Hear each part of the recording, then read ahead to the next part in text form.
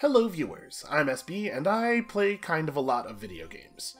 I've been listening to a lot of professional games people talk about the Game of the Year for the last few days, and while doing so I realized that hey, I'm technically, by some definitions, a professional games person. I too am entitled to tell everyone what games are good, and Lord knows the world needs more opinions on this.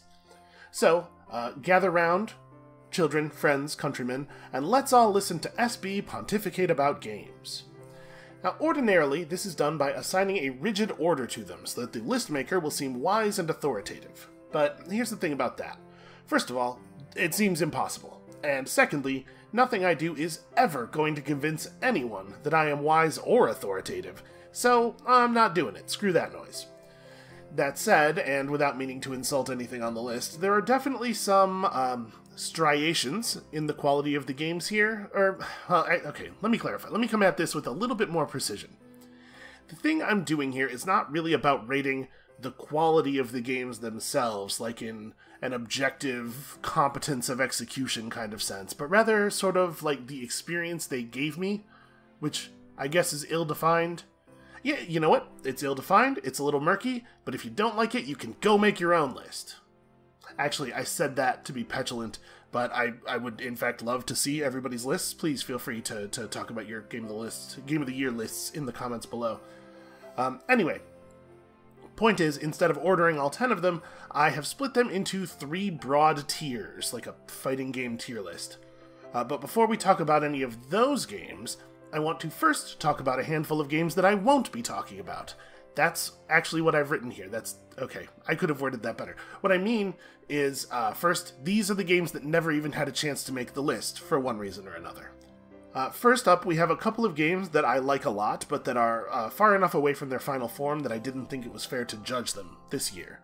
Griftlands is an RPG roguelite from Klei Entertainment that features not 1 but 2 card-based conflict resolution systems, and does some really cool things with procedural generation. And Noita is, well, it's a roguelite that does some cool things with procedural generation, but they're different. They're different things. Look how different they are. Anyway, I'm way into both of these games, but they're like very unfinished. We'll take a closer look at these next year. And then there are some games that are totally finished and look like they'd be stuff I'd be totally into, but I just didn't have the time to play them. Yes, I don't want to blow anybody's mind, but it's true. Occasionally a video game comes out and I don't play it. For example, MechWarrior 5 is a shooter set in the universe of BattleTech where you get to personally drive a mech around and play with all the crazy future weapons, which is, like, a very obviously good idea. I mean, look at all that. Look at everything that's happening there. Nowhere Prophet is a little bit like a version of FTL, which is a game I loved a lot, but with deck-building mechanics and a very compelling setting and aesthetic. I mean, just, like, look at all that. Look at everything that's happening there. And finally, Devil May Cry 5 is a game about wisecracking demon guys doing this, and this, and this. Look at all of that. Look at everything that's happening there. Listen, Devil May Cry 3 is one of my favorite games of all time, so it does not take a lot to sell me on a sequel. These games are just great. And those aren't all the games that I didn't have time to look at, but I just wanted to, make the point here that there may well be games out there that would have made the list if I had played them, but didn't for, If you don't see your favorite game on here, maybe it's just because I didn't play it. Or maybe it's because you have terrible taste and that game is garbage. Either way, don't yell at me in the comments. Okay, that's all the preamble. So, without further ado, the B tier. This year had more games that I felt strongly about than any other year I can remember, so I think it's important to reinforce that although this is the bottom tier of the list, all that actually means is that the time I had with these games was merely extremely great in all capital letters. Seriously, this was an incredibly strong year for games, and even just making it onto this list is a big deal. So these are all games that exerted a powerful pull on me. With each of them, at least once I stopped playing, got up to do something else that I needed to do, and then immediately changed my mind and came back for more. First up is Hades. If this list really was ranked just by competence of execution, Hades would probably have to go at the top. This is the slickest game I have ever seen, and the moment-to-moment gameplay is incredibly tight, polished, and fun. On top of a very satisfying roguelite loop, Hades has some of the best art and music in the genre, along with writing, characterization, and voice work that is far better than a roguelite really needs. But, I mean, what else would you expect from Supergiant? And, while we're talking about it, I want to mention that if you buy the game for a very reasonable $20 on Steam during the winter sale, you also get a free copy of Pyre, which is one of the most emotionally resonant demon basketball RPGs ever made. Next up is Sayonara Wild Hearts. This is a music game that is not a rhythm game, about a young woman trying to survive a broken heart while Queen Latifah watches over her from the heavens. I think. Listen, it's largely abstract, and the wild vaporwave Lisa Frank aesthetic gives you a lot of room for interpretation. It's primarily a runner that is just about the length of an album, and the variety of challenges and gimmicks, combined with a story that I was maybe particularly vulnerable to this year, compelled me to play through it at least half a dozen times. And even though the soundtrack really isn't my usual type of music, I really enjoyed it, like to the point where I found myself putting it on while working on things a lot lately, you know, woven in between the Ghost and the Aesop Rock. Sayonara Wild Hearts is fast, varied, heartfelt, and kind of overwhelmingly beautiful.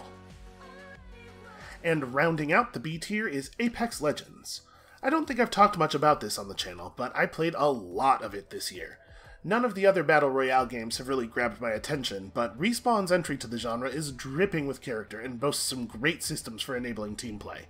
I don't usually like to play games with strangers, because, you know, people, but Apex's contextual ping system is so useful that it smooths over almost all of the difficulties in working with strangers, and the character and game mechanics are designed to encourage teamwork in a way that actually gets people to not run off and die by themselves. Like like half of the time. But still, that's better than you get from most multiplayer games. And, of course, it's even better with friends. I have put more time into Apex than any other shooter in the past few years, and probably, honestly, than almost any other game this year. And it has helped to remind me that sometimes strangers can be okay. Sometimes. Under very controlled conditions. The A tier. Like I said before, this year featured some incredible games, and anything that's in the A tier here would have been a strong competitor for the top spot in a normal year. Every one of these games is a gem, although some of them might have a slightly narrow appeal.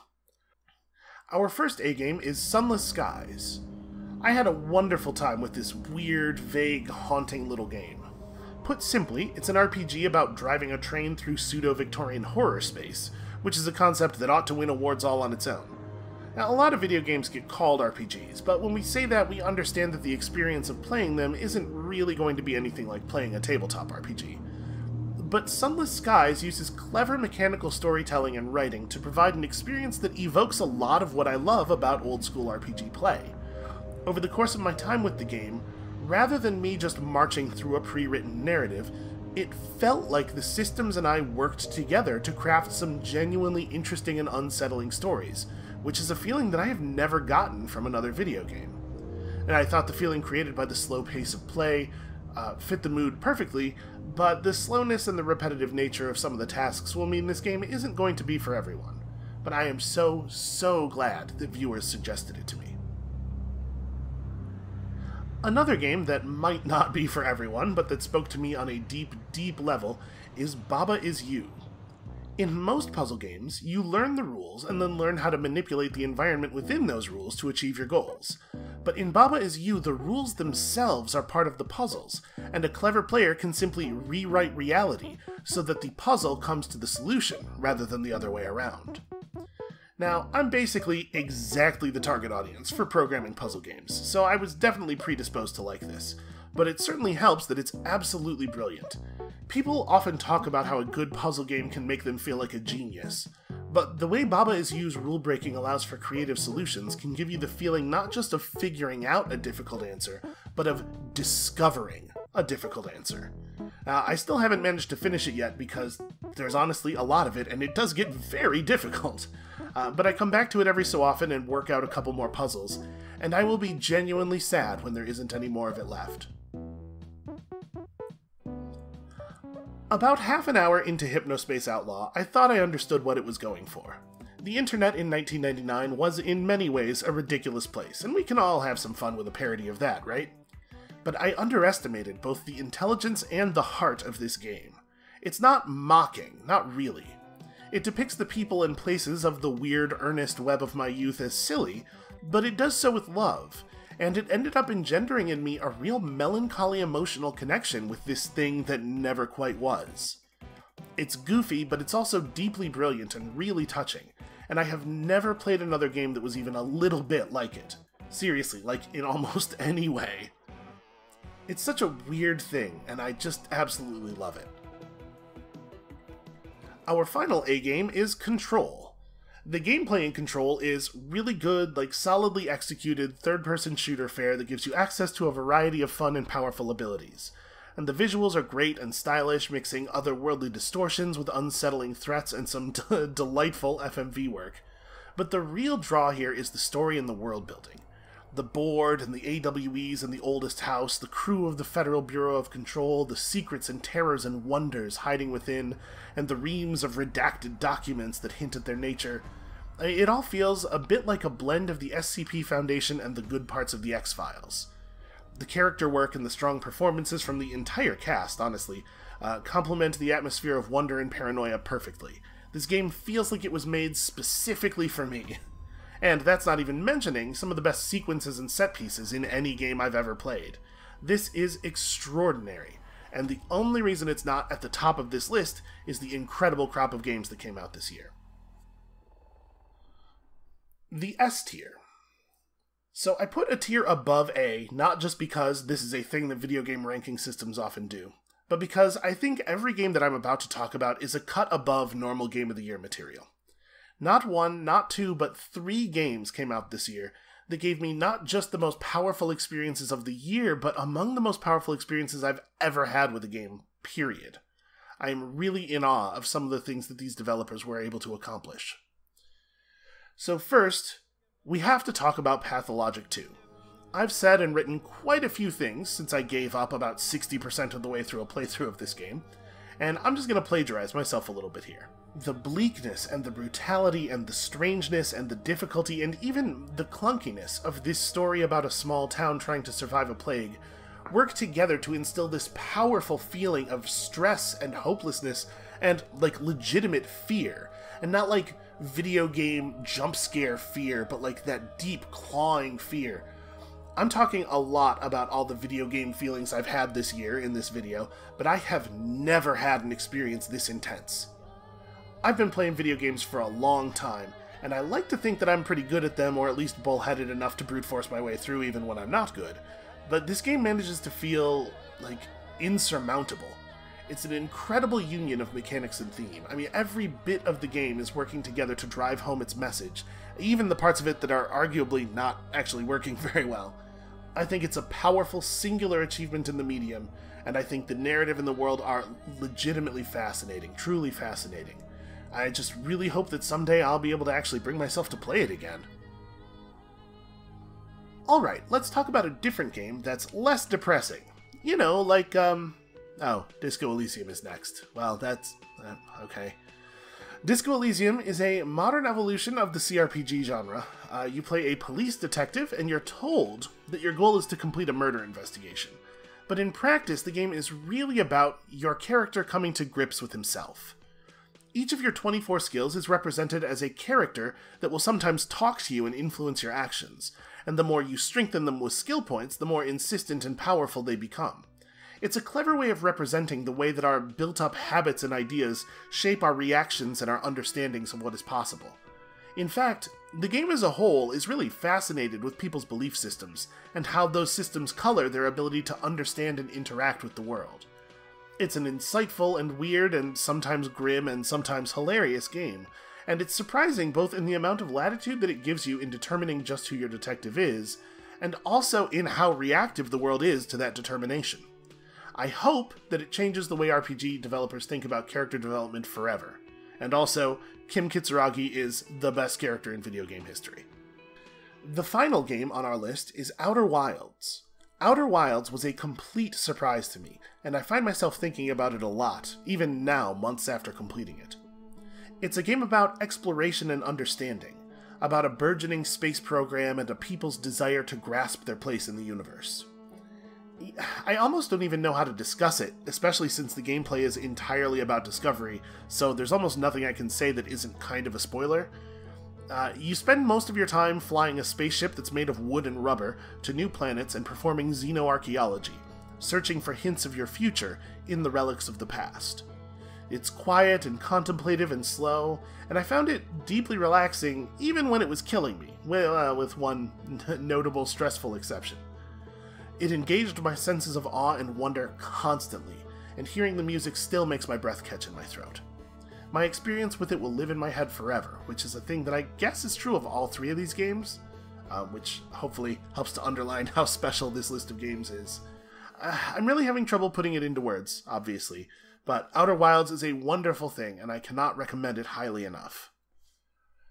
So yeah, that's my top 10 games of the year, delivered in a format that I hope helps some people to discover some new things that they're going to love. But since I was cursed by that forest witch to never ever be able to stop talking about video games, here's one more. There are some people who will tell you that you can't include a game that came out in 2015 on a list of 2019's games of the year. Those people are cowards. But so am I, and I'm afraid of them, which is the only reason that Rocket League isn't on the list. Look, maybe everyone's tired of hearing me talk about Rocket League, but I will stop talking about it when it stops being extremely great, which is never. Like I said, I play a lot of video games, and Rocket League is still the thing I play that is the most consistent moment-to-moment fun. It just completely rules. Okay, and with that, finally, this time actually, we are done. Well, I mean, I'm not done. I'm gonna turn off the recording, but then I'm still gonna keep talking about games because, you know, which. But I hope your year of games was as amazing as mine, and I hope 2020 is even better, although maybe a little bit less heart-wrenching. Let's be honest, we're all gonna need it. Thank you all so much for watching, and we'll see you soon.